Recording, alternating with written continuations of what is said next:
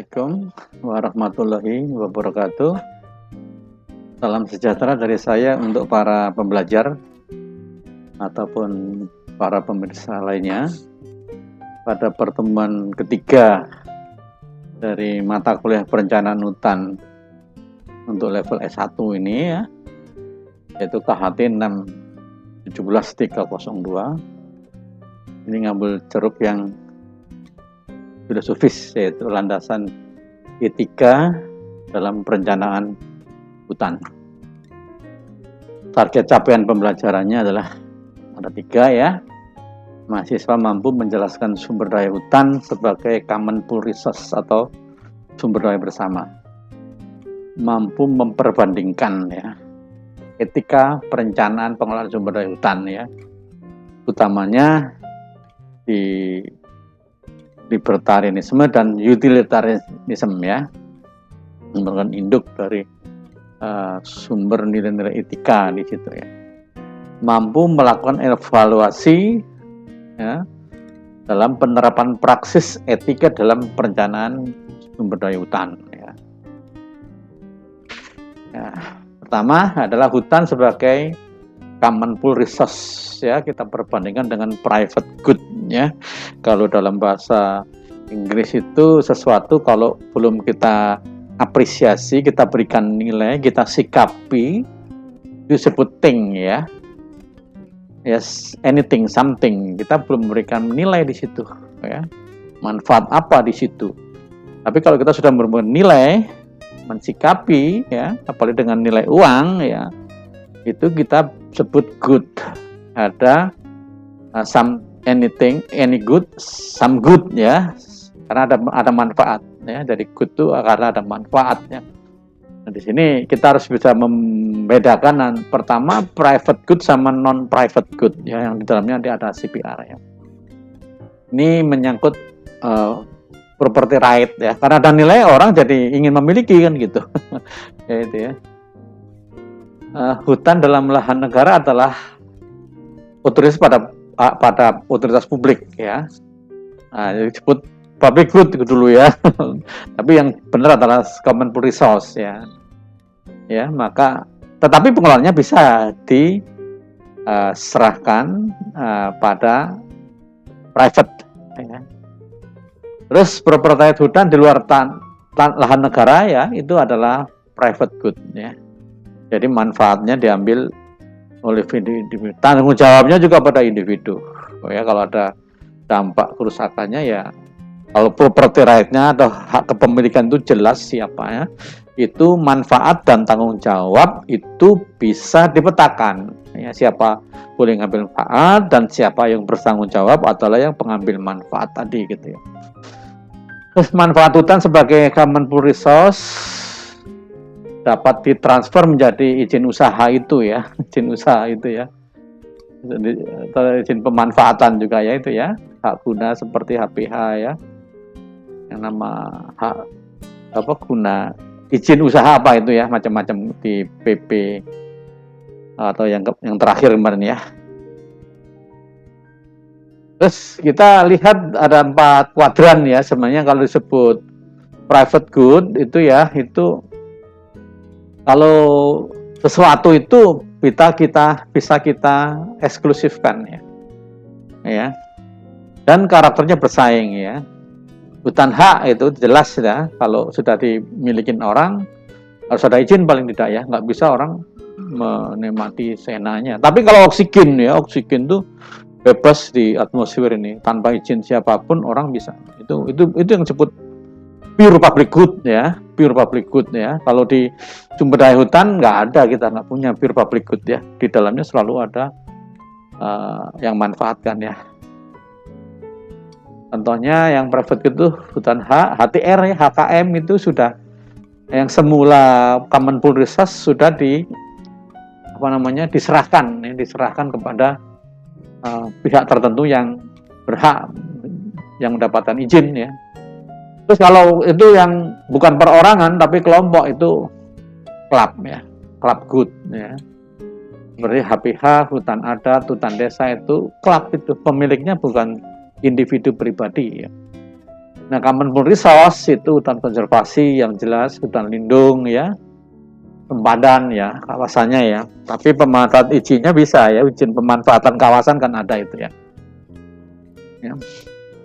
Di situ ini saya adopsi, saya modifikasi dari sumber itu ya.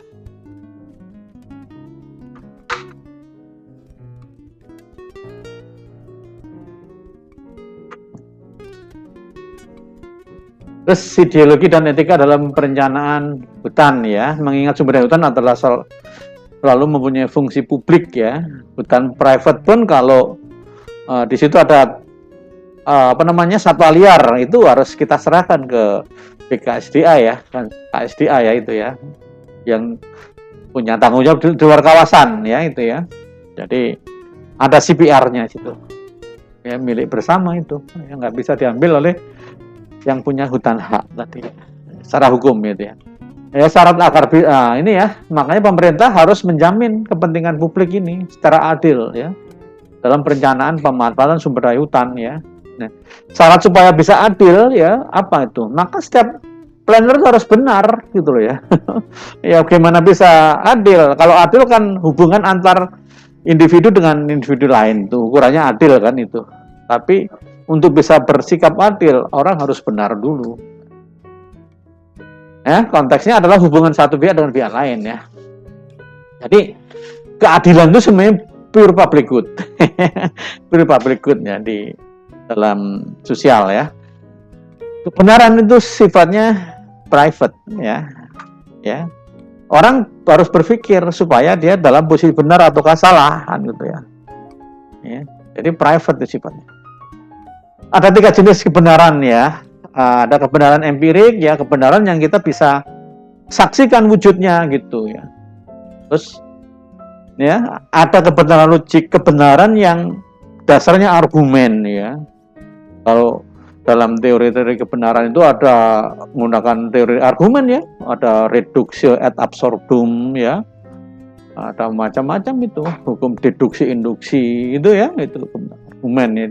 Di matematika sering banyak dimanfaatkan ini ya, termasuk teori Einstein kan itu diturunkan dari logik semua gitu ya. Tapi empiris dia bisa dibuktikan juga gitu ya. Itu kebenaran etik ya, kebenaran yang sifatnya konsensus, jadi sifatnya relatif ya. Kalau kebenaran menurut katakanlah di desa ini bisa beda itu etik. Konsensus. Sebenarnya ada kebenaran metafisik ini yang belum banyak diadopsi dalam hukum positif ya, karena seperti halusinasi itu ada fenomenanya, tapi itu masih belum bisa diterima ya. Kalau kita menegakkan kebenaran kan terakhir ujungnya di sana kan, di peradilan kan ya. Nah, peradilan itu adalah bukti fisik ya. Tidak bisa, enggak, saya itu berasal dari kebenaran itu saya peroleh dari wawancara dari Socrates, nggak bisa itu. Nggak bisa ya. Tapi kalau dari teori ini boleh itu ya, yang ada fakta empirisnya gitu ya. Terus itu jadi kebenaran etik tidak universal, bergantung komunitasnya ya.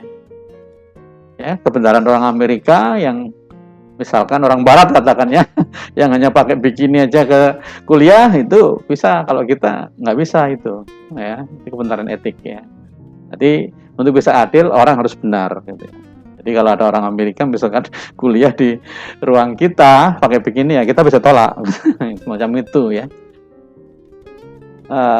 Etika itu ya code of conduct ya, perilaku kita ya, ada ataupun tidak hukuman, ada orang lain melihat, kita harus lakukan, itu namanya etika ya. Ya, itu bisa dibaca di bukunya Sonic Craft itu ya, etika lingkungan hidup ya. Bedakan dengan etiket. Kalau etiket itu sopan santun, ini seringkali agak keliru ya. Ya, etika diturunkan dari ideologi yang dianut oleh kelompoknya, ya kan? Nah, jadi ideologi itu sebenarnya orang yang berideologi itu ya. Orang-orang yang berideologi sama berarti kelompok. Nah, jadi bukan benda yang berideologi, itu bukan benda. Orang kan keyakinan gitu. itu ya, banyak ideologi, ada Soekarnoisme, Marxisme, Maoisme, Buddhaisme ya, utilitarianisme, gayaisme, ekofeminisme, ini ideologi semua. Ya, pada kuliah yang lalu saya sebut ada narsisisme ya, ada ideologi yang penting itu memuji diri sendiri, itu ada juga itu. Macam-macam pokoknya gitu. Ideologi dan etika kaum utilitarianisme ya, tokohnya ini Jeremy Bentham. Ini seorang yang sangat altruistik ya, orang yang sangat memikirkan orang lain, bahkan sebelum meninggal dia membuat surat wasiat agar semua organ tubuhnya itu diwakafkan atau didonasikan kepada yang memerlukan ya. Ini waktu itu memang protes sosial ya di apa namanya bahwa universitas apa namanya itu dikuasai oleh kelompok orang-orang borjuis ya, terus bikin universitas sendiri ini dari Bentham. Ini disebut etis ya, suatu tindakan disebut etis atau bermoral itu jika dirinya itu bermanfaat bagi orang lain gitu, itu etis ya, membantu orang lain itu disebut etis menurut kelompok orang ini ya, kelompok-kelompok ideologi ini ya. Jadi ada jargonnya the greatest good for the greatest number gitu ya. Ada cerita apa namanya, apa legenda apa Robin Hood ya, itu semacam itu. Tapi tidak ada kritik ya, seolah-olah supaya saya ini adalah apa namanya utilitarisme, gaji saya seserahkan pada fakir miskin itu. Anak istri saya nggak kebagian ini kritik, ini ekstrim ya. Suatu tindakan disebut tidak etis dan tidak bermoral jika tidak sesuai dengan ideologi yang diyakini. Ya. Jadi jelas ini ya, jadi hubungannya jelas di situ ya. Pemungutan pajak benar, secara sah, ini sah secara etis ya, dan bukan tindakan yang cacat moral. Jika apa namanya pemungutan pajak tadi diserahkan pada kelompok yang miskin, ya. Contohnya ada Obamacare itu kalau di negara Paman Sam itu kan, itu kampanyenya kan itu ya. Ya kalau di Indonesia juga ada itu pajak untuk menekan emisi ya atas moral hazard ya. Adanya global warming itu ya. Nah, bahkan pemerintah kita sudah memberikan NDC National kontribusi nasional ya untuk menurunkan emisi ya.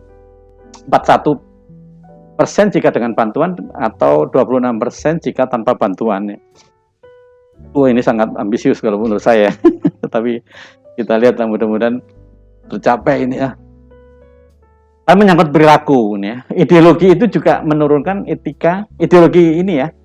Utilitarianisme menurunkan etika biosentrisme dan ekosentrisme ya. Terus yang seberang sana ada ideologi libertarianisme. Tokohnya ada Immanuel Kant ini orang yang sangat cinta filsafat sampai nggak sempat merit ini pergi pun nggak jauh-jauh ya. Bagi ideologi ini ya, kebebasan merupakan hak asasi yang paling tinggi ya. Makanya dalam definisi pembangunan juga ada proses pembebasan itu ya, dari bentuk keterbelakangan itu ya. Ya. Ya, jika kalau tidak ada kebebasan, ya misalkan individu itu harus membunuh orang, ini ekstrimnya ya, itu nggak bisa disalahkan, dia kan dihapusi tidak punya kebebasan gitu ya. Itu ininya. Ya nanti secara hukum legal positif lain lagi nanti ya. Yang menekan itu yang harus bertanggung jawab ya, secara moral ini ya. Karena itu tuntutannya adalah minimal state ya, negara nggak boleh banyak campur tangan itu. Ya semakin banyak diatur, ya yang campur tangan maksimal ya negara yang berideologi mau jadi negara komunis itu ya itu semuanya diatur ya. Ini yang ditentang oleh kelompok Immanuel Kant ya, atau diajarkan dalam ajaran ideologi Immanuel Kant ya. Setiap individu diberikan kebebasan ya, jika setiap individu diberi kebebasan secara maksimum dalam memilih preferensi apapun, maka diyakini akan mampu memberdayakan dirinya tanpa diberi charity ya, termasuk diberi subsidi ataupun diberi derma seperti BLT itu ya. Hanya saja dalam ajaran ini tentu kebebasan maksimum itu tadi berarti artinya secara etik nggak boleh ganggu kebebasan orang lain itu ya. Tidak berarti kalau kebebasan itu semua mutlak, enggak ya. Justru di situ kalau dia mengganggu orang lain, dia tidak menjunjung etika libertarianisme ya. Kalau sampai mengganggu orang lain ya, pihak lain ya, tindakan menjadi tidak etis dan tidak bermoral jika pemungutan pajak dari individu yang produktif ya untuk dialokasikan pada individu yang lemah, yang miskin misalkan. Ya. Ini menganggap menghina dua-duanya ya. Bagi yang suka bekerja keras menghasilkan uang itu dianggap menghina, dan sebaliknya yang diberi bantuan juga merasa dihina. Ini kelompok ini seperti ini. Ini partainya Donald Trump ini. Ini anti pajak, kemarin kan juga sudah setuju, sebelum sudah setuju di Paris Agreement, kemudian kan nggak jalan itu sampai ada pandemik ini. Ini untuk tentu orientasinya adalah kapitalisme ya, dan pro pada pasar bebas ya. Harus ada pasar bebas kalau ini ya, termasuk perdagangan bebas yang kita ikuti juga itu ya. Ideologi ini menurunkan etika antroposentrisme atau teknosentrisme ya. Ini kita masukin ya penerapannya pada etika dalam proses pengelolaan sumber daya alam ya. Praksis adalah praktek yang dibimbing teori ya. Perencanaan hutan bukan cuma berbasis teori, tapi dalam rangka menerapkan berbagai kearifan dari berbagai teori yang mendasar sampai ke level filsafat ya. Ini Turner itu mengelompokkan dua. Secara praksis ada teknosentrik, sebenarnya ekosentrik, yang dua-duanya juga bermetamorfosis menjadi dua, teknosentrik konurkopian sama teknosentrik akomodating. Terus ekosentrik juga dua, yang komunalisme dan ekosentrik deep ekologi. Kita lihat ya, yang teknosentrik konurkopian itu pro pasar bebas ya, eksploitasi sumber daya alam semaksimum mungkin supaya untuk pertumbuhan ekonomis semaksimum mungkin, secepat mungkin ya. Mengenai kerusakan sumber daya alam dan lingkungan itu optimis mereka itu bisa mensubstitusi dengan IPEX temuannya kalau kita punya modal tadi dari eksploitasi sumber daya alam yang sangat banyak gitu ya. Sehingga termasuk katakanlah ada salah satu spesies yang akan musnah, secara optimis mereka bisa untuk bikin bioteknologi, membuat tiruannya yang fungsi dalam ekologisnya sama sampai seperti itu ya. Nah, ini anti green economy ya, nggak penting itu masalah-masalah kerusakan lingkungan bagi mereka. Kalau bisa kita tanggulangi dengan IPEX kalau kita pro itu ya. Ada market failure itu, pasar itu supaya kegagalan pasar dihindari ya. Jadi tidak ada anti kuota ya, jadi nggak ada dia pro anti kuota ya, anti pajak ekspor impor itu ya. Makanya sekarang dalam globalisasi kan tuntutannya di itu ya, bebas pajak, bebas visa, dan itu dalam manifestasi dari teknosentrik konurkopian sebenarnya ya. Ini pilihan etikanya bahwa antroposentrisme adalah pilihan etikanya ya. Sumber daya hutan harus bernilai sebagai alat bagi pemuas atau preferensi interest setiap individu ya itu. Nah, ini dalam perencanaan hutan kita punya sebenarnya ya, diadopsi dalam hutan milik gitu ya. Dalam arti saya boleh tebang habis kalau itu hutan milik saya kan gitu ya. Salah satu sisi ya, belum di sisi yang lain ya. Ada erosi ya saya harus bertanggung jawab gitu loh. Kan nggak boleh mengganggu kebebasan orang lain di situ. Menimbulkan polusi saya harus bertanggung jawab gitu. Kan nggak boleh menimbulkan kerugian orang lain itu. Ya, terus dapat dikonsumsi, dan hutan bersih dan konversi maupun hutan produksi ya. Teknosentrik akomodating ini konservasionis ya. Konservasi itu bukan melarang ya, digunakan, tapi menurut kapasitas batasnya mana, sejauh kita bisa memperbaiki kerusakan, pemulihan tadi dengan teknologi yang bisa kita hasilkan sampai sekarang ini. Bukan teknologi nanti gitu ya. Teknologi sekarang ini misalkan teknologi cara sharing gitu ya. Teknologi agroforestry itu kan bisa menekan merosotnya biodiversitas salah satu sisi, dan mungkin juga kerusakan resapan air dan lain-lain itu ya.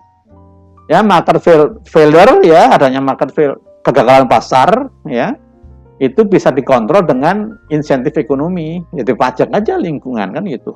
Itu akan mengendalikan perilaku di situ.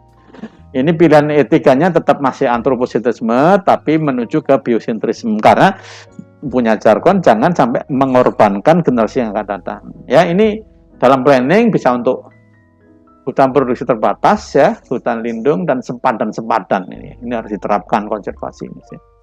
Ini ada komunalisme ya, ini mencegah ini preservasionis ya, pemanfaatan sumber daya alam ini ya. Yang pecinta lingkungan ini harusnya ini ya yang diperjuangkan ya, bukan malah ngikut-ngikut apa namanya babat hutan lindung. Ya. Ini yang tadi yang apa namanya konservasi itu green economy pro dia ya, walaupun sampai sekarang kita masih susah gitu ya, paling blue economy itu ya yang mungkin ya. Yang ini ecocentric communalism ini ada deep green economy ya, bisa dikontrol di PDB-nya ya, ada malah PDRB hijau dan sebagainya. Ini harus ada zero economic growth, jadi tidak boleh di kawasan hutan ini meningkatkan pendapatan ya. Mestinya begitu ya. Jadi kalau pendapatannya dari ekoturism di hutan itu katakannya 1 triliun, tahun depan nggak boleh tumbuh itu ya, etikanya seperti itu. Pertumbuhan populasi juga di satu negara itu nggak boleh tambah ya, kalau kita kan masih tambah terus kan gitu. Bukan karena KB gagal, bukan, saya lihat KB bagus itu, saya penelitian sama dosen FISIP itu KB nggak gagal, cuman memang fasenya sedang menuju industrialisasi, selalu dilucut pertumbuhan ekonomi, pertumbuhan penduduk, karena apa? Gizinya bagus, fertilitas bagus, kelahiran meningkat, sementara kematian juga menurun. Nah ini kita sedang bertransisi ke menjadi negara industri ya. Jadi saya periksa KB nggak gagal, KB nggak berhasil, terus makin bagus. Cuman ini ya, fertilitas meningkat, ya, gizi meningkat bagus, sehingga nilai harapan hidup naik ya. Ini harus tahu lah planner semacam itu ya, jangan keburu bisa menyalahkan kan gitu ya. Ini mulai penerapan teori gaya. Ini adalah suatu ideologi juga tuh, kayak bahwa bumi yang diciptakan yang 4,5 miliar tahun yang lalu itu sudah berevolusi menjadi satu sel. Sehingga kalau ada suatu komponen sel yang rusak, katakanlah jenis terspesies, katakanlah siamang musnah gitu, itu berarti ancaman kepada keberlanjutan seluruh sel itu. Ya kan, kalau satu sel itu mati kan yang lain mati, itu nekrosis atau apoptosis itu ya. Ada sel bunuh diri kalau di dalam teori cancer itu. Terus pilihan itu kan adalah biosentrisme ya. Interestnya pada untuk kolektif ya, tujuan kelompok ini diutamakan daripada tujuan individu ya, demi next generation ya. Ini ada contoh, ini melanggar hak asasi tanaman ini demi keindahan ya, supaya banyak pendatang di taman wisata itu, sampai pohon dililitin lampu. Ini melanggar hak asasi tanaman. Jadi bukan hanya manusia yang punya hak, tapi ada hak asasi tanaman, ada hak asasi hewan di sini. Ini untuk planning di Taman Nasional Tahura ini wajib diterapkan. Terus deep ekologis, nah ini ekstrim ini ya, very deep green economy. Tidak boleh ada peningkatan, dia harus malah turun ya. Kalau pendapatan yang menggantungkan dari kawasan hutan itu sekarang pendapatannya 1 juta per bulan, katakan tahun depan nggak boleh naik gitu, harus turun malah ya. Pakai baju nggak boleh, karena baju ada kelompok di Eropa Barat itu, karena baju dibuat dari kapasnya ditanam menimbulkan erosi. Nah, kalau kita mau pro itu ya harus seperti itu perilaku etiknya kita ya, perilaku yang dianggap bermoral di situ. Itu ya, supaya bisa memahami. Terus untuk planning ya, kawasan Suaka ini kan ya, cagar alam itu juga nggak boleh ada perbaikan nambah tanaman ya gitu ya. Ini contohnya ya. Nah di situ malah yang etikanya adalah ekosentrisme ya. Jadi di situ ada bukan hak asasi tanaman dan hewan, itu ada hak asasi sungai, ya. Adalah hak sungai adalah untuk tidak dipolusi, ya. Ada hak asasi gunung, ya, tidak boleh digusur walaupun di situ ada geothermal, ada kapur, ya, untuk pabrik semen, ya. Ada asas batu tidak boleh dipecah, ya. Kalau kita pro itu, ya. Kita pro itu, ya. Baik, sekian saya akhiri dengan alhamdulillah dan saya tutup dengan wassalamualaikum warahmatullahi wabarakatuh.